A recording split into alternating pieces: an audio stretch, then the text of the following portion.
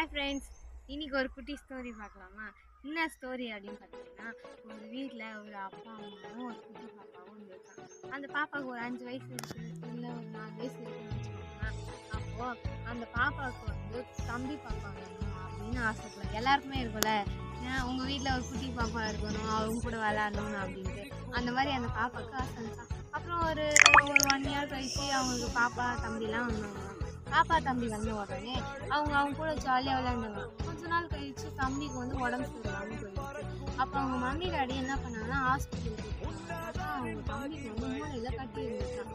அதுக்கு வந்து ரொம்ப செலவாகும், ரொம்ப கஷ்டம், டாக்டர் வந்து முடியாது அப்படின்னு சொன்னாங்க. மிராக்கல் நடந்தாதான் முடியாது அப்படின்னு. உடனே வீட்டில் வந்து யாருமே ஹாப்பியாகவே இல்லை, எல்லாம் டல்லாகவே இருந்தாங்க. உடனே இந்த பாப்பா போய் சொல்லிச்சான், என்ன ஆச்சுமா, ஏன் டல்லாக இருக்கீங்க அப்படின்னு கேட்கும்போது அந்த மம்மி வந்து சொன்னாங்களாம் அவங்க தம்பிக்கு வந்து உடம்பு சரியில்லை, தம்பியை வந்து ஒரு மிராக்கலால் தான் காப்பாற்றணும் அப்படின்னு. அப்போ உடனே எங்கள் பாப்பா என்ன பண்ணிச்சான், குடுன்னு ஓடிச்சான். ஓடி அவங்க வீட்டில் வந்து உண்டியல் இருந்துச்சு, காசு இருக்குது. அது உடனே பார்த்துச்சான். நிறையா உடனே அதை எடுத்துட்டு ஒரு மெடிக்கலுக்கு போயிட்டு அங்கிள் அங்கிள் அப்படின்னு போட்டுச்சான். உடனே அந்த அங்கிள் என்ன பண்ணாரு, பார்த்துட்டு யாருமே இல்லை அப்படின்ட்டு வேலைக்கு போயிட்டாரு. ஏன்னா அந்த பொண்ணு வந்து ரொம்ப குட்டியாக இருந்துச்சு, அதனால எதுவும் தெரியல அவருக்கு. திருப்பி அங்கிள்னு கூப்பிட்டோடனே அந்த பாப்பா திருப்பி இப்படி அந்த அங்கிள் பார்க்கும்போது பாப்பா இல்லைன்னு விட்டாரு. உடனே அந்த பாப்பாவுக்கு செம்ம கோவம் வந்துச்சு.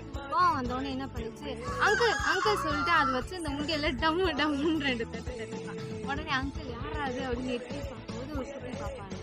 உடனே இவர் என்ன பண்ணாரு, கையை எடுத்து தூக்குனாரு. அவர் கையை வச்சு தூக்கும்போது அந்த பாப்பா சொல்லிச்சான், உனக்கு என்னம்மா வேணும் அப்படின்னு கேட்கும்போது பாப்பா சொல்லிச்சான், எனக்கு வந்து மிராக்கல் வேணும், போய் எடுத்துவாங்க அப்படின்னு. உடனே இவருக்கு என்னடா இது மிராக்கல் போய் எப்படி கிடைக்குங்க அப்படின்னு. உடனே எனக்கு தெரியும், எனக்கு நீங்கள் மிராக்கல் எடுத்துடுவாங்க, உள்ளே இருக்க பாருங்க போங்க அப்படின்னு.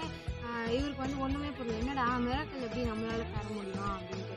உடனே அந்த பாப்பாவை தூக்கி வச்சு கேட்குறான், என்னம்மா என்னாச்சு வீட்டில் அப்படின்னு கேட்கும்போது, வீடு எங்கே இருக்குது என்ன அப்படின்னு கேட்கும்போது அந்த பாப்பா சொல்லுவாங்க, வீடு அங்கே இருக்குது, இந்த மாதிரி தம்பிக்கு வந்து உடம்பு சரியில்லை, எனக்கு மிராக்கல் ஆனதாதான் உண்டு அப்படின்னு அம்மா சொன்னாங்க அப்படின்னு.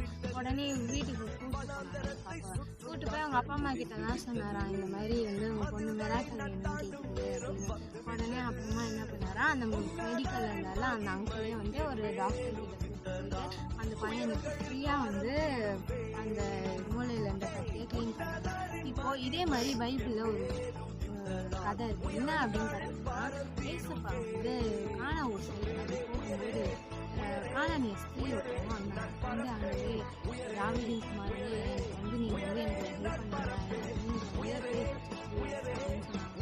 உடனே ஏசப்பா வந்து எதுவும் கண்டிக்கவே இல்லை, அவர் மட்டும் போயிட்டாரு. உடனே பக்கத்தில் இந்த சிஷியர் எல்லாம் சொன்னாங்க, அவரோட அசிஸ்டன்ட் அவங்க பாருங்க நம்மளை பின்தொடர்ந்தே வராங்க, என்னன்னு பார்த்து கொஞ்சம் அனுப்பிவிடுங்க அப்படின்னு சொன்னாலே அவங்க வந்து திரும்பி பார்த்து ஏசப்பா என்ன அப்படின்னு கேட்கும்போது, என் பொண்ணுக்கு வந்து பேய் போச்சு, நீங்கள் வந்து என்னன்னு பாருங்க அப்படின்னு சொன்னாலே, நான் வந்து நான் போகிற இடம் வேறு, நீங்கள் ஏன் என்னை கூப்பிடுறீங்க, எனக்கு வந்து அவங்கக்கிட்ட போகணும், நான் இஸ்ரவேலர் தான், இஸ்ரவேலுக்கு நான் போகிறேன் அப்படின்னு சொன்னாங்க.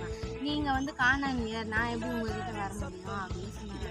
ஏசப்பா சொன்ன உடனே அந்த ஸ்திரீ வந்து சொன்னாங்கன்னா, இப்போது ஒரு வீட்டில் வந்து நாய்க்குட்டிகளும் இருக்காங்க, பிள்ளைகளும் இருக்காங்க.